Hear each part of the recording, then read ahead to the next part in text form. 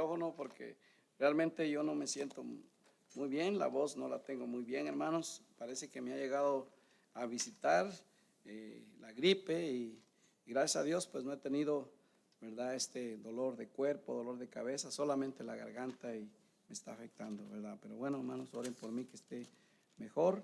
Y vamos a abrir nuestras Biblias, hermanos, entonces ahí a Hebreos 12, vamos a abrir nuestras Biblias. Hebreos 12, hermano.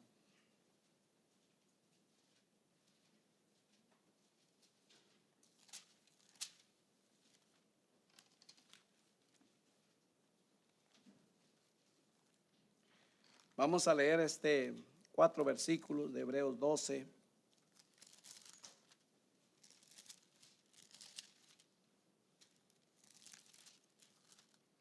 Y dice la palabra de Dios, hermanos, ya se pusieron de pie, hermanos, pues vamos a leer entonces.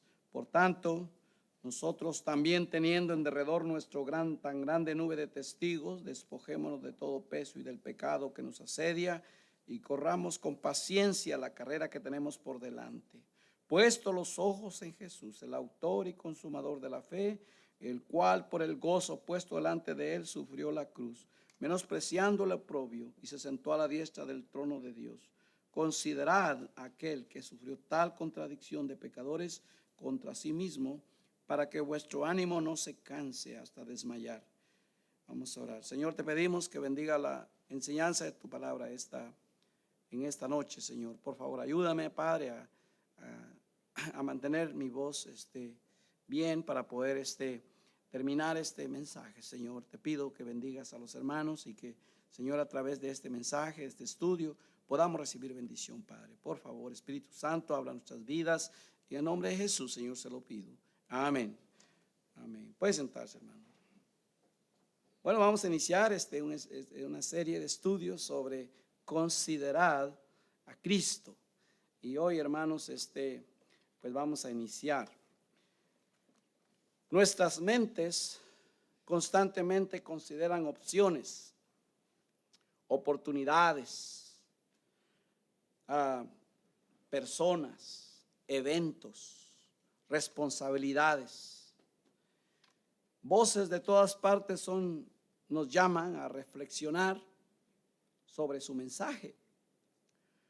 Por ejemplo, políticos, la política, anuncios, publicaciones en redes sociales, amigos, familiares, nuestros propios pensamientos, todos nos llaman a considerarlos, a darles espacio en nuestras mentes y un momento de atención.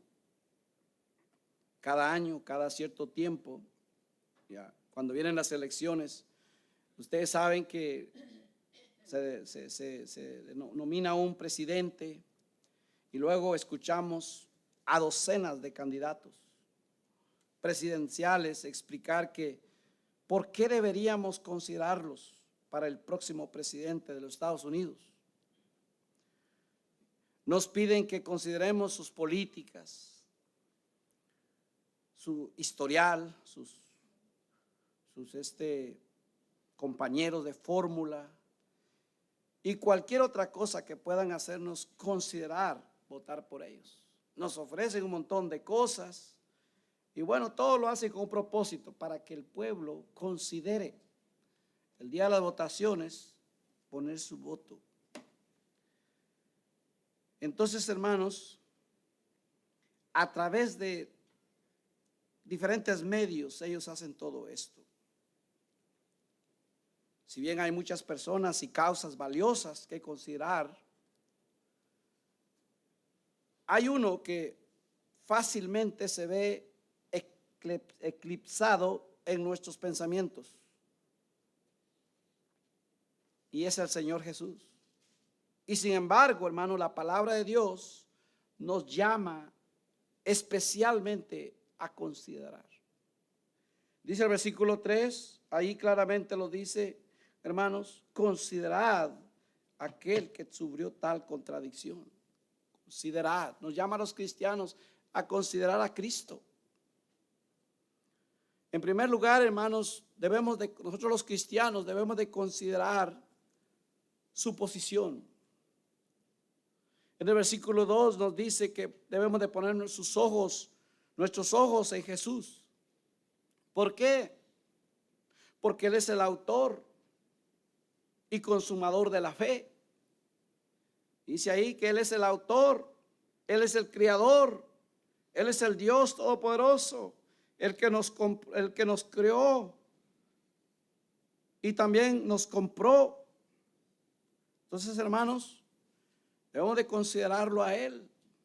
Él es preeminente, Él es el único sobre todas las demás, digno de nuestra consideración. El texto bíblico nos llama y nos dice que Él es el autor y consumador de la fe. Entonces, la palabra autor, hermanos, indica que Él es el originador de nuestra fe. Él es el que originó nuestra fe. Si Él, por eso dice la Biblia que en Efesios 2:8 yo creo que es, dice que por gracia sois salvos por medio de la fe, y esto no es de vosotros, pues es un don de Dios. La fe es un regalo de Dios. Hermano, Dios ha puesto a una persona y nos dice a nosotros, ahora pongan su fe en Él. Entonces la fe es un regalo de Dios. La fe es un regalo de Dios, que Dios dice, aquí está tu fe, aquí está la fe, ahí está el autor de la salvación, ahora pon tu fe en Él. Por eso vamos a considerarlo al Señor, hermanos. Él es el originador de nuestra fe. Hechos 5:30-31 dice que Él es el Dios de nuestros padres. Dice aquí, levantó a Jesús, a quien vosotros matasteis colgándole en un madero. Les dice aquí la predicación, a este Dios ha exaltado con su diestra, dice, por príncipe y salvador, dice, para dar a Israel arrepentimiento de pecados, de perdón de pecados. Colosenses 1:16-18 dice, porque en Él fueron creadas todas las cosas. Él es el creador, las que hay en los cielos y las que hay en la tierra, visibles e invisibles, las cosas que vemos y las cosas que no vemos, sean tronos, sean dominios, sean principados, sean potestades, todo dice que fue creado por medio de Él y para Él. Y Él dice que es antes de todas las cosas, y todas las cosas, hermanos, en Él subsisten. Y Él es la cabeza del cuerpo, que es la iglesia, el que es principio, el primogénito de entre los muertos, para que en todo tenga la preeminencia. Él es el primero y el último. Él es el alfa y la omega. Dice, yo soy el alfa y la omega, principio y fin. ¿Qué significa principio? Él es el que nos crió, Él es el creador. Sin Él nada de lo que existe hoy pues no existiera, pero como Él lo hizo, Él es el principio, hermanos, y Él es el fin. Dice el Señor, el que es y que era y el que ha de venir, el Todopoderoso. ¿Eso qué eso nos significa, hermanos? Que Él merece ser el primero en nuestras vidas. Antes de todas las cosas debemos considerar su preeminencia, hermanos. A veces no lo tenemos a Él en primer lugar. Yo no sé, hermano. Yo creo que cada creyente debemos de hacernos un autoexamen, hermanos, y ver en qué lugar está el Señor. A veces no le damos el primer lugar, pero Él merece el primer lugar, hermanos. Considéralo. Él es perfecto, hermanos. Él es el que perfecciona y completa nuestra fe. Él es el que llevará nuestra fe a su finalización en su pleno desarrollo. Él será fiel para terminar el trabajo que ha comenzado en nosotros. Hermano, el día que usted fue salvo, el día que nosotros fuimos salvos, Él comenzó una obra en nosotros. Y cada día, hermano, Él está perfeccionando esa obra. Dice Filipenses 1:6, estando persuadido de esto, que el que comenzó en vosotros la buena obra, y por cierto es una buena obra, la perfeccionará hasta el día de Jesucristo. Hermanos, nosotros somos constantemente, diariamente o todo el tiempo estamos siendo perfeccionados por Él. Él sigue trabajando en nosotros. Amén. Sus caminos, así es que Él es perfecto. Sus caminos son perfectos. Puede que no siempre entendamos los caminos de Cristo mientras Él trabaja a través de nosotros, hermanos, pero podemos tener la confianza que Él lo está haciendo para perfeccionarnos. Él usará pruebas, Él usará problemas, Él usará muchas veces aflicciones. Habrá tiempos quizás difíciles, pero tenemos que confiar en el Señor hasta el final. Jesucristo sabe lo que está haciendo en nosotros.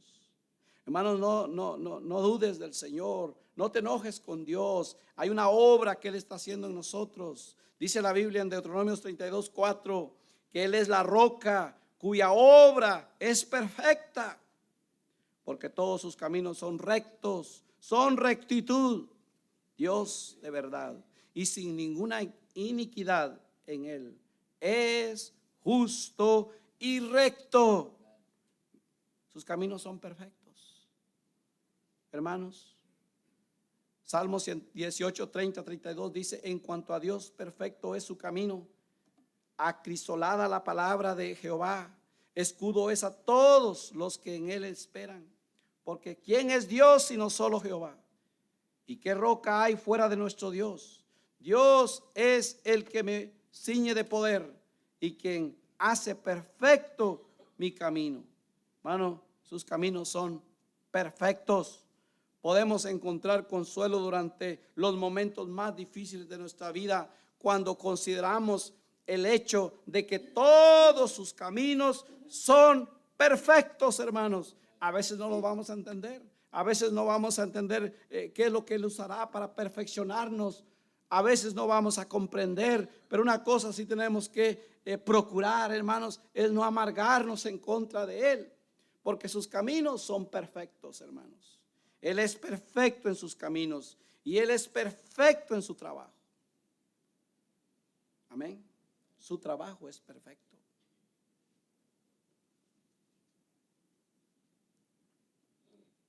Warren dijo: Cristo ya ha dirigido esta carrera de fe y conquistado por nosotros. Él es el autor pionero y finalmente de nuestra fe. Él es el alfa y omega, el principio y el fin. Lo que comienza, lo termina. Él puede vernos hasta la victoria, hermanos. Cristo ya corrió esta carrera de fe y la ganó para nosotros. Fue tentado en todos los sentidos, pero nunca pecó. El diablo lo tentó una y otra vez, pero Él se mantuvo perfecto. Él dice que Él es perfecto, Él nunca pecó, Él se mantuvo fiel. Él es nuestro ejemplo perfecto, hermanos. Él es una de las razones por las que debemos considerar a Cristo.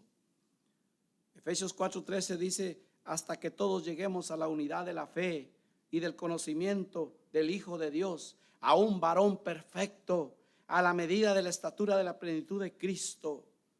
Hermanos, Él está trabajando en la iglesia. Él está trabajando en cada uno de nosotros. En Efesios 5:27 dice: a fin de presentársela a sí mismo una iglesia gloriosa, que no tuviese mancha ni arruga ni cosa semejante, sino que fuese santa y sin mancha. Y Él está trabajando, sigue trabajando. Su trabajo es perfecto. Jesucristo está trabajando para traer su voluntad a tu vida. Él continuará trabajando en ti hasta que tu carrera haya terminado, hermano. Tú y yo somos una obra que Él inició en nuestra vida y Él no ha terminado. Él sigue obrando y Él va a seguir obrando. Y hay tantas cosas, hermano, en cada uno de nosotros que necesitan ser mejoradas. Y Él dice: te voy a perfeccionar, voy a seguir perfeccionándote. Oh, hermanos, en su posición como el preeminente y perfecto, Él tiene el poder y la autoridad para hacer ese trabajo en cada uno de nosotros. Consideremos a Cristo, consideremos a Él. Hermanos, primero en su posición. Él es Dios, Él es el creador, Él es el autor de nuestra salvación y sus caminos son perfectos y su trabajo es perfecto. No dudes de eso. Amén, hermanos. Considera su modelo. Según nuestro texto, hermanos, dice que Cristo soportó la cruz, despreciando la vergüenza. Desde el principio del ministerio de Cristo, hermanos, vemos que vivió un modelo de caminar en victoria. Él es nuestro ejemplo a seguir sobre la tentación y sobre las pruebas o el sufrimiento. Él fue victorioso, hermanos. Su victoria, hermano, sobre la tentación. Hermanos, muchos de nosotros en algún momento hemos establecido algún tipo de objetivo espiritual. Los objetivos espirituales son de vital importancia, hermanos, para cualquiera que quiera tener una relación madura con Cristo. El diablo lo sabe. Así que en el momento en que establezcas metas espirituales, comenzará la lucha contra ti. Cristianos que tienen metas espirituales, hermano, en el principio del año nos ponemos metas y el diablo comienza a trabajar en nuestras vidas. No tenemos metas, este año voy a leer mi Biblia, este año voy a orar más, y luego viene la tentación para no hacerlo. Porque el diablo sabe, hermano, de alguna manera quiere desanimarnos. Pero el Señor Jesucristo, hermano, es nuestro modelo a seguir, nuestro ejemplo a seguir. Mientras estemos aquí en la tierra, vamos a tener tentaciones, hermanos. Y a veces las tentaciones no es por causa de que no caminemos con Dios. Hermano, el Señor Jesucristo, encontramos una gran exposición de este modelo. Jesús no solo demostró que no podía pecar, sino que también demostró que Él es el modelo, el ejemplo de nuestra resistencia a las tentaciones. Vea usted, hermano, vamos a ir a Mateo, vamos a Mateo capítulo 4. San Mateo 4. Dice aquí la palabra de Dios, aquí, hermanos, en San Mateo 4. Dice aquí, en versículo 1, comienza diciendo: entonces Jesús fue llevado por el Espíritu al desierto para ser tentado por el diablo. Hermano, el Señor Jesucristo, vean, note, hermano, dice que el Señor fue llevado por medio de ¿quién, hermano? El Espíritu. El Espíritu lo llevó. No fue la carne, no fue otra cosa. Dice la Biblia que fue el Espíritu. O sea, si eres espiritual, si eres un cristiano lleno del Espíritu Santo, muchas veces el Espíritu te va a llevar a una situación donde vas a ser probado también. El Señor Jesucristo fue probado y no era una coincidencia o no era algo que de repente sucedió. No, era algo que el Espíritu Santo y lo llevó a hacer eso. Y vemos ahí, hermanos, Jesús fue guiado por el Espíritu Santo. Cuando Jesús entró en el desierto, estaba bajo la dirección del Espíritu de Dios. Así como Jesús fue guiado por el Espíritu, nosotros también debemos ser guiados por el Espíritu mientras tomamos decisiones, hermanos.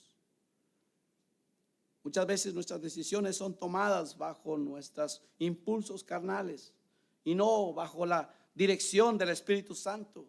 Por eso Gálatas nos dice en el capítulo 5, versículo 16, hermano, digo pues, andad en el Espíritu y no satisfagáis los deseos de la carne. Hermanos, si vamos a considerar a Cristo, debemos ser guiados, así como Él fue guiado por el Espíritu Santo. El Espíritu Santo siempre nos dirigirá a hacer su voluntad. Y ahí está el Señor Jesucristo llegando al desierto, guiado por el Espíritu Santo. Y vemos en el versículo 2, hermano, después de haber ayunado 40 días y 40 noches, tuvo hambre. A algunos cristianos no les gusta ayunar, pero el Señor Jesucristo es un modelo a seguir. Si tú eres uno de los que no les gusta ayunar, hermano, esa es idea del pastor, 40 días de ayuno y oración. No, pues es idea del Señor, hermano. El Señor nos enseña a orar y ayunar. Amén, hermanos. Ahí está, es Biblia. Hermanos, vemos ahí que la Biblia nos enseña que Él ayunó 40 días y también nos ordena que ayunemos. La Biblia es muy clara, hermanos, que hay cientos milagros que vienen solo por la oración y el ayuno. A veces queremos ver resultados, hermanos. A veces queremos cambios. A veces queremos ver cambios en la esposa o en el esposo, en algún hijo o en algo en nuestras vidas. Queremos ver milagros, pero no estamos dispuestos, hermanos, a orar y ayunar, mucho menos. Queremos que las cosas sucedan así nomás. Y déjeme decirle, hermano, hay algunas cosas que usted y yo necesitamos ayunar y orar. En Mateo 17, 19 al 21 hay un pasaje, hermano. Si quiere vaya ahí, Mateo 17, 19 al 21.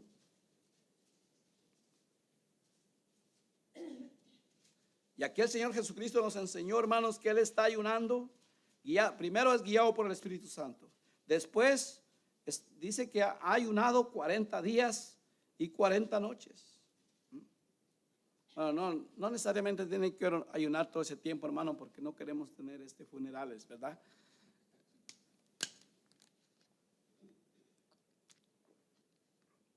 Dice, viendo entonces los discípulos, ahí en el capítulo 17, 19 al 21, viendo entonces los discípulos a Jesús, aparte dijeron, ¿por qué nosotros no pudimos echarle fuera? O sea que había un demonio ahí que estaban echándole fuera al demonio y Jesús les dijo, por vuestra poca fe, porque de cierto os digo que si tuvieres fe como un grano de mostaza, dirías a este monte, pásate de aquí allá y se pasará. Y nada os sería imposible. Pero este género, dice, no sale, sino con ¿qué? Oración y ayuno. Hay cosas, hermanos, que no van a cambiar a menos que oremos y ayunemos. Amén, hermanos. Y el cristiano que cree eso, lo pone en práctica. Debemos ser de esos tipos de cristianos, hermanos. No oren por mí, hermanito, oren por mí, porque necesito que haga Dios algo. Y luego no quiere venir a orar de mañana, hermano, no quiere venir a orar. Y mucho menos ayunar. ¿Cómo van a suceder las cosas así? Amén, hermano. Cuando de repente las cosas, hermano, déjeme decirle, y personalmente está bien, cuando vas a orar por alguien, más vale que mejor la ores ahí instantemente, ¿verdad? Porque si no se te olvida, ya no oras. Amén, hermano. Y la verdad es que debemos de procurar hacer todo lo posible para orar, pero realmente, hermano, tanto que hay por qué orar. Pero cada uno de nosotros debemos ser responsables por nuestra comunión con Dios. Y de vez en cuando no te cae mal ayunar. Amén, hermano. Porque es necesario en la tentación. Es necesario para tener victoria, hermano. Es necesario, hermano. ¿Cree usted eso? El Señor Jesucristo lo practicó y es nuestro modelo a seguir. Considéralo. Además de eso, el Señor dice que, y vino a él el tentador, dice, le dijo, si eres hijo de Dios, di que estas piedras se conviertan en pan. Él respondió y dijo, escrito está, no solo de pan vivirá el hombre, sino de toda palabra que sale de la boca de Dios. Entonces el diablo le llevó a la santa ciudad y les puso sobre el pináculo del templo y le dijo, si eres hijo de Dios, échate abajo, porque escrito está, a sus ángeles mandará y acerca de ti. En sus manos te sostendrá para que no tropieces con tu pie en piedra. Jesús le dijo, escrito está también, no tentarás al Señor tu Dios. Y hermano, y luego otra vez lo lleva el diablo a un monte muy alto y le mostró todos los reinos del mundo y la gloria de ellos. Y le dijo, todo esto te daré si postrado me adorares. Entonces Jesús le dijo, vete, Satanás, porque escrito está, al Señor tu Dios adorarás y a Él solo servirás. El diablo entonces le dejó y aquí vinieron ángeles y le servían. Hermano, mire, esta tentación es crucial, tremendo, hermano. El Señor Jesucristo está comenzando su ministerio y el diablo quiere sacarlo de la voluntad de Dios. ¿Sabe que muchas veces el diablo hace lo mismo con nosotros? El diablo, hermanos, si quiere sacarte la voluntad de Dios, sabe cómo hacerlo. ¿Y qué hace? ¿Sabe cuál es nuestro fracaso más grande de nosotros? Que nosotros, en primer lugar, no oramos. A veces no oramos, no todos los cristianos oran. Segundo lugar, menos si son llenos del Espíritu Santo. Y luego tomando decisiones basadas en ¿qué? En nuestras propias conveniencias. Amén. Muchas veces nuestras decisiones son basadas nada más en lo material. ¿Qué tal si el diablo se te pareciera y te dijera así? Dijera esto, te llevara a un lugar y te mostrara todos los reinos del mundo y la gloria de ellos, la fama y todas las riquezas, y te dijera, todo esto te daré si postrado me adorares. Dice, eso andaba buscando, qué bendición de Dios, y eso andaba buscando, ¿quién no va a querer eso? Y dice, sí, con un trabajito que te van a pagar más dinero, ya tomas decisiones. Ay, me voy. Hay iglesia, no hay iglesia, no importa, yo me las arreglo, sacándolos de la voluntad de Dios. Y hermano, esta fue una tentación tremenda. Pero como el Señor tuvo victoria. Número uno, estuvo ayunando y orando. Ahí vemos ahí que él estuvo ayunando y orando. Y otra vez aquí vemos, hermano, que él que citó las escrituras, conocía la palabra. Y para que usted vea ahí, hermano, el pasaje nos dice que el diablo sabe las escrituras y las cita. ¿Y qué vamos a hacer?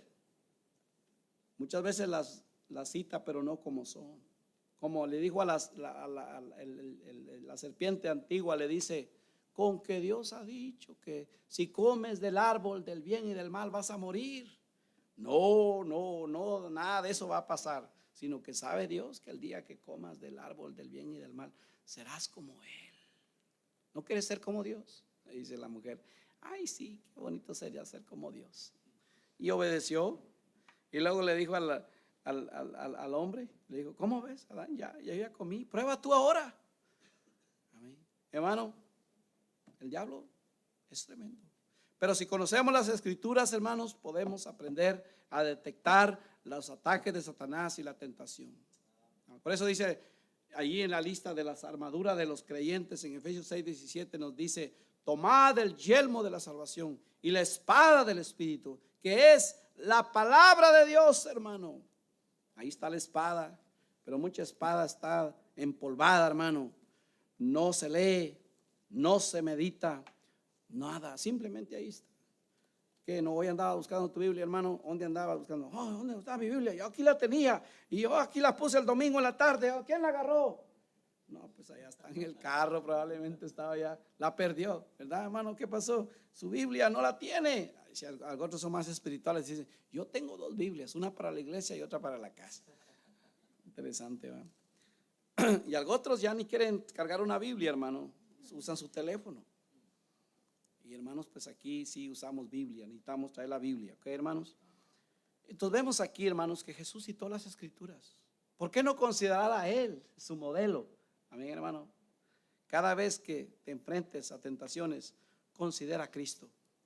Recuerda cómo tuvo victoria. Recuerda qué es lo que usó, hermano. Recordemos, hermano, qué fue lo que le dio la victoria a Cristo. Cómo Él usó las escrituras para vencer la tentación. Amén, hermanos. Debemos de encontrar versículos que sean específicos de las tentaciones a las que te enfrentarás. Y regularmente debemos, hermano, el diablo sabe cuál es nuestro lado flaco. Amén. Él nos estudia, dice que anda como león rugiente buscando a quien devorar. Algunos batallando con vicios, algunos batallando con su mal carácter, algunos batallando de tantas cosas. Y la Biblia está llena de todo eso, hermano. Necesitamos encontrar verdades que nos puedan ayudar. Amén, hermanos. Dice la Biblia en Salmo 119, 9 al 11, ¿con qué limpiará el joven su camino? Y esto no solo habla a los jóvenes, a todos los cristianos. ¿Con qué limpiará el joven su camino? Con guardar su palabra. Con todo mi corazón he buscado, dice, no me dejes desviarme de tus mandamientos. En mi corazón he guardado tus dichos, dice el salmista, para no pecar contra ti. Note, en mi corazón he guardado tus dichos para no pecar contra ti. Bendito tú, oh Jehová, enséñame tus estatutos. Hermano, si tenemos palabra en nuestras vidas, en nuestro corazón, vamos a tener victoria. Amén. Debemos memorizar pasajes que te pueden ayudar. Por ejemplo, si eres una persona muy preocupona, todo el tiempo estás preocupado, todo el tiempo estás. Y hermano, si no hay trabajo, ¿qué vamos a hacer para pagar la renta? O si de repente estás preocupado por la migra, ahí está la migra, la van a llevar. Hermano, dice la Biblia, por nada estéis afanosos, sino sean conocidas vuestras peticiones delante de Dios, en toda oración y ruego, con acción de gracias. Por nada estés afanado, por nada estés preocupado, hermano. Y al final del día, si te llevan la migra, pues comienzas una obra ya, hermano. Amén. Amén. Comienzas una obra ya. Amén. Dios por alguna razón tiene, hermano, si Dios te tiene aquí, hermano, con un propósito. Pero uno de los primeros propósitos que Dios tiene es que le busques, hermano. No busques tanto, está bien, trabaja, échale ganas, sé un buen administrador y trabaja, hermanos, porque Dios nos manda que trabajemos.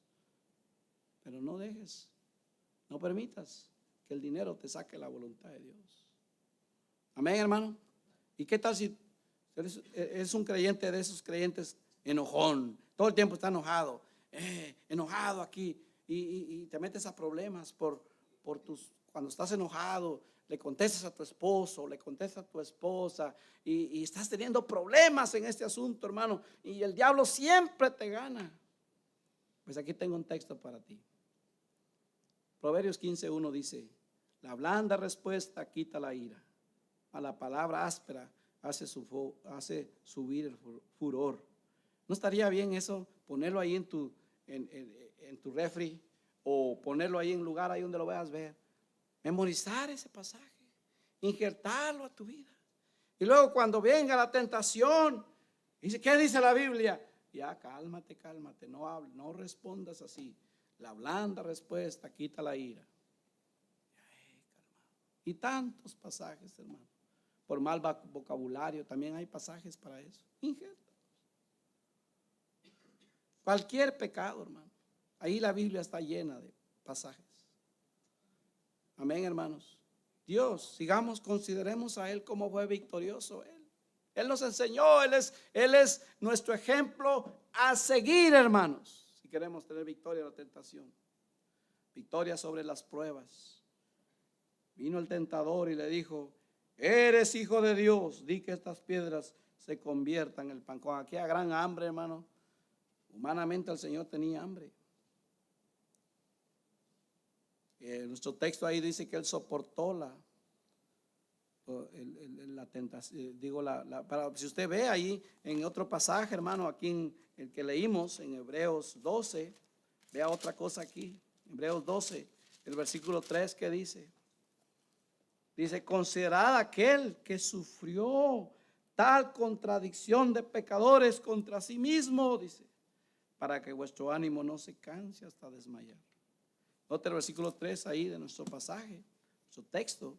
Dice que Él soportó tal contradicción de pecadores contra sí mismo. Hay momentos, hermanos, en los que el proceso de soportar es la obra misma de Dios que purifica nuestra fe.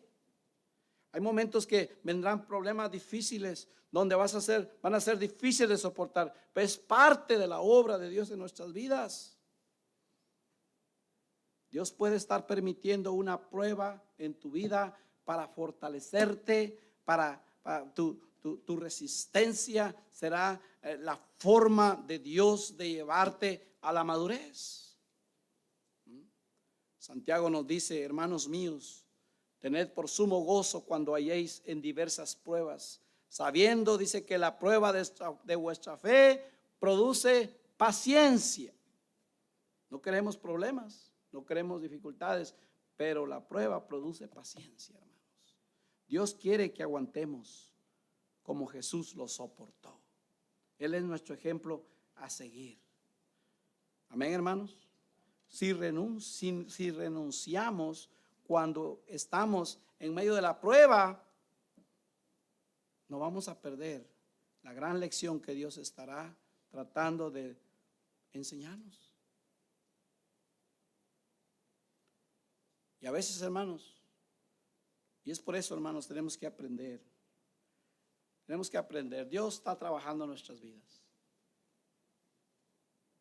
Y a veces, de alguna forma queremos. Por eso hay tantas cosas que un cristiano no debe de hacer, no por maldad, sino porque Dios quiere enseñar a los creyentes. Por ejemplo, un ejemplo. Vamos a suponer que Dios está tratando en la vida de un creyente en sus finanzas. ¿Ok? Y lo ha dejado sin finanzas, pero ese creyente es rebelde, no diezma, simplemente no quiere arreglar su vida, ser un buen mayordomo, y Dios quiere tratar con él.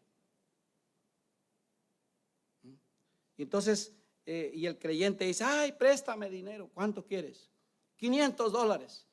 Y ahí vas. Si tú le prestas los $500, solucionarás su problema de aquella persona y te pondrás en medio de Dios y esa persona. Y en lugar de hacerle un daño, le hiciste un mal. Porque Dios está enseñando a una persona a confiar en Él y a ser obediente. Pero a veces, ¿cuántas veces, hermanos, nosotros nos ponemos en medio? En medio. Es como, por ejemplo, es como criar hijos, hermanos. Hay padres que crían hijos muy aguados en la vida. No les gusta que se golpeen. Le dan todo. Y no les gusta que les pegue el aire. Hermanos, si se cae, se cayó. Déjalo que se caiga y que se golpee, que los golpes le van a enseñar. Bueno, no significa que seamos irresponsables, hermanos, pero hay veces, hermanos, que en todo, tarde que temprano, hermano, tú no vas a tener tus hijos contigo. Y tenemos que aprender a preparar a nuestros hijos para la vida. Amén, hermano. Tanto hijo, hermano, que tiene sus padres muy protegidos y luego no están preparados para la vida.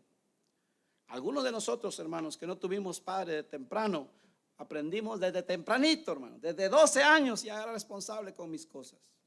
Compraba mi ropa, mis zapatos, todo, hermano. Y siempre mantuve. ¿De quién iba a esperar si nadie me iba a dar? Al contrario, tenía que aportar algo. Pero para mí el matrimonio ha sido algo tan fácil, hermano. Suplir por las necesidades. No me preocupa. ¿Cuántas veces mi esposa me ha dicho: yo creo que me voy a poder buscar un trabajito? ¿Para qué? Si quieres ir a trabajar, trabaja, pero para ti no. A mí, yo no quiero que me ayudes. Me hace sentir mal. Porque es parte de lo que yo aprendí desde niño, hermano. Y eso es algo que tenemos que aprender a enseñar a nuestros hijos. Yo no sé por qué estoy hablando de esto, ¿verdad? No es parte del. Ya me salí del tema. En sí, hermanos, el enfoque principal, debemos de considerar a Cristo. Él es nuestro ejemplo. Estamos hablando de soportar. Hermano, el Señor Jesucristo soportó. Y muchos de nosotros los cristianos no estamos dispuestos a soportar nada. Amén, hermanos. Considera a Cristo. Soporta. Amén, hermano. Él fue un hombre de ayuno y oración. Amén. Dios es bueno. Considera su pasión. Observe lo que dice el versículo 2. Puesto los ojos en Jesús, el autor y consumador de la fe, dice, el cual por el gozo puesto delante de él sufrió la cruz. Gozo delante de él. No, hermano, observe ahí lo que dice esta frase del versículo 2. El cual por el gozo puesto delante de él sufrió la cruz. ¿Qué tipo de pasión obligó a Jesús? ¿Qué fue lo que lo llevó a Jesús a sufrir tanto? A soportar tanto. ¿Qué fue lo que lo motivó? Él vino para glorificar a su Padre. La pasión de Cristo, hermanos, por glorificar a su Padre era mayor que cualquier cosa que tratara de detenerlo en la cruz. Por el gozo puesto delante de él, él soportó la cruz. La gran alegría era que él traería gloria a su Padre, hermanos. Todo el propósito de Jesús era glorificar a su Padre, haciendo perfectamente la voluntad de su Padre, sin defecto. Jesús ejecutó la voluntad de su Padre, hermanos. En el capítulo 17 él dice: estas cosas se habló Jesús, y levantando los ojos al cielo dijo: Padre, dice, la hora ha llegado, glorifica a tu Hijo, porque tu Hijo te glorifique a ti, como le has dado potestad sobre toda carne, dice, para que dé vida eterna a todos los que le diste. Y esta es la vida eterna, dice, que te conozcan a ti, el único Dios verdadero, dice, y a Jesucristo, a quien has enviado, dice. Yo te he glorificado en la tierra, he acabado la obra que me diste que hiciese. Ahora pues, Padre, glorifícame tú al lado tuyo, con aquella gloria que tuve contigo antes que el mundo fuese. Hermano, el Señor lo que quería era glorificar a su Padre. Su pasión no era solo, era glorificar a su Padre, haciendo la voluntad de su Padre. ¿Y cuál era la voluntad de su Padre, hermano? Morir en la cruz del Calvario para salvarte a mí y a usted y a todos nosotros. Amén. Dice ahí la frase, el versículo 2, la frase delante de él nos enseña, hermanos, que Cristo fue nombrado para hacer esa obra. Era su propósito cumplirlo. El Señor vino a esta tierra con un propósito: morir por el pecador. En la eternidad pasada, Dios el Padre y Dios el Hijo tenían un plan, hermanos, que se puso en marcha. Era un plan de amor, un plan que permitiría que cualquier pecador fuera perdonado. Era un plan que daría a la humanidad la esperanza de salvación. Era un plan, hermano, que a través del Señor Jesucristo usted y yo podíamos ser salvos, hermanos. Desde antes, desde el principio. No fue algo que, Adán pecó y ahora ¿cómo me las voy a arreglar? Dijo el Señor. No. Ya estaba planeado. Dice 1 Pedro 1:2-5, elegidos según la presciencia de Dios Padre en santificación de espíritu, para obedecer y ser rociados con la sangre de Cristo. Gracia y paz sean multiplicadas. Bendito el Dios y Padre de nuestro Señor Jesucristo, que según su grande misericordia nos hizo nacer para una esperanza viva por la resurrección de Jesucristo de los muertos, para una herencia incorruptible, incontaminada e inmercesible, reservada en los cielos para vosotros, que sois guardados por el poder de Dios mediante la fe, para alcanzar la salvación que está preparada para ser manifestada en el tiempo postrero. Dios, en su conocimiento, hermanos, en su conocimiento previo, tenía un plan que el Señor Jesucristo llevó a cabo voluntariamente. Jesús, por el que estaba delante de él, soportó la cruz. Pero cuando vino el cumplimiento del tiempo, dice, Dios envió a su Hijo, nacido de mujer y nacido bajo la ley, para que redimiese a los que estaban bajo la ley, a fin de que recibiésemos la adopción de hijos. Hoy es la voluntad de Dios que cada pecador sea salvo, hermanos, porque Él no quiere que ninguno perezca y que todos procedan al arrepentimiento. Hermano, nosotros debemos de considerar a Cristo en su pasión. Él tuvo una pasión, ir a la cruz para salvarlo a usted. Él no solo fue su criador, sino que Él fue el que vino a rescatarnos también. Se cuenta la historia, hay una ilustración de un niño que hizo un barco muy bonito. Un niño estaba emocionado y fabricó su barco y siempre lo llevaba al río el niño y disfrutaba su barco, los tiraba ahí en el río y luego lo tenía con una pita así y se iba y navegaba al barco y regresaba. Y un día dice que el barco, por alguna razón, el barco se le soltó y el viento lo llevó, se lo llevó y se lo llevó y se lo llevó y se lo llevó. El niño corrió por toda la orilla del río, corrió por toda la orilla del río y no pudo encontrar su barco.